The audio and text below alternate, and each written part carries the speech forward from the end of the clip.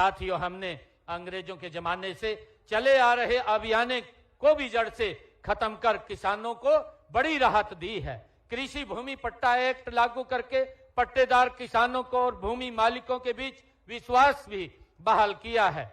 साथियों, हमने किसानों को नकली खाद, बीज और कीटनाशक बेचने व बनाने वालों से बचाने के लिए नया कानून भी बनाया है। आज डिजिटल तकनीक ने खेती को बदल दिया है।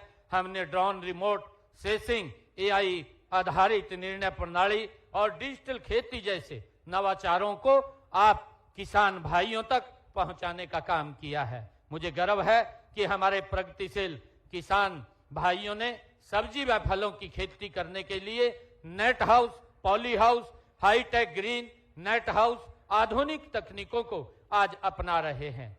साथियों, देश की आजादी से लेकर एक लंबे समय तक गरीब कल्याण की बातें तो बहुत की गई, नारे बहुत लगाए गए, लेकिन वास्तविक लाभ उन तक कभी पहुंच नहीं पाया। हमने उस परिपाटी को बदला है। हमने गरीबों के उत्थान के लिए न केवल योजनाएं चलाई, बल्कि यह भी सुनिश्चित किया है कि वे धरातल पर उतरें। साथियों, सामाजिक न्याय की दिशा में ऐतिहासिक कदम उठाते हुए हमने अनुसूचित जातियों में अब तक वंचित रह रहे लोगों को उनका अधिकार दिया है। पिछड़े वर्गों की क्रीमी लेयर आय सीमा को 6 लाख रुपए से बढ़ाकर 8 लाख रुपए किया है। और साथियों, पिछड़ा वर्ग बी को पंचायती राज संस्थाओं व शहरी स्थानीय निकायों में आरक्षण देकर के हमने उन्हें राजनीतिक रूप से सशक्त किया है। साथियों, अब गरीब परिवारों को अपनी बेटियों की शादी की चिंता नहीं करनी पड़ती है। उन्हें मुख्यमंत्री विवाह सगुन योजना के तहत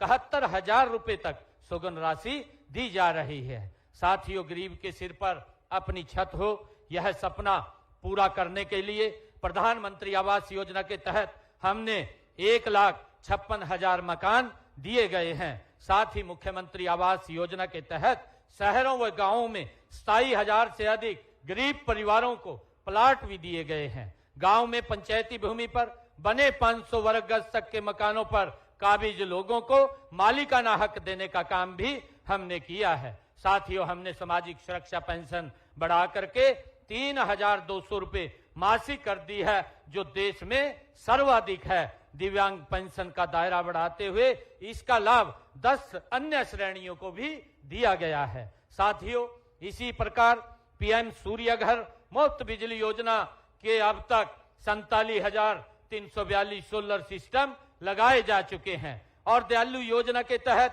55,777 परिवारों को 2,098 करोड़ रुपए की आर्थिक सहायता भी दी जा चुकी है। प्यारे प्रदेशवासियों, बीमारी अमीरी और गरीबी देखकर नहीं आती है, इसलिए हमने ऐसी व्यवस्था की है कि धन के अभाव में कोई भी इलाज से वंचित नहीं रहेगा। आयुष्मान भारत चिरायु योजना के तहत हमने लगभग 27 लाख लोगों को मुफ्त इलाज कराया है। गंभीर बीमारियों को ध्यान में रखते हुए हमने किडनी के रोग से पीड़ित रोगियों के लिए सभी सरकारी अस्पतालों और मेडिकल कॉलेजों में मुफ्त डायलिसिस की सेवाएं भी शुरू की हैं। साथियों, हीमोफीलिया व थैलीसीमिया बीमारी से ग्रस्त रोगियों को 3,000 रुपए मासिक पेंशन का लाभ भी दिया जा रहा है। साथियों, देश के यशस्वी प्रधानमंत्री आदरणीय मोदी जी का विजन है कि भारत दुनिया का मेडिकल हब बने। इस दिशा में हम हरियाणा के हर जिले में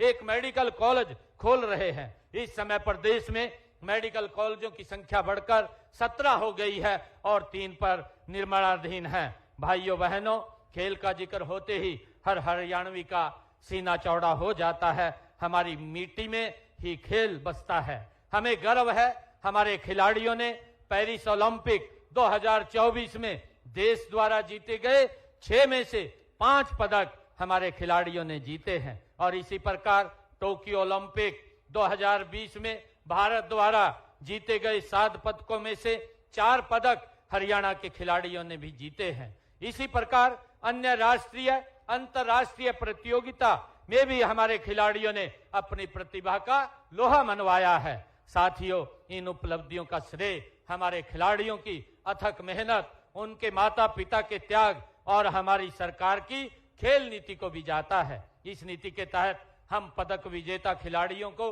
6 करोड़ रुपए नगद इनाम और सरकारी नौकरी देते हैं। साथियों, हम खेलों के लिए अति आधुनिक इंफ्रास्ट्रक्चर भी विकसित कर रहे हैं।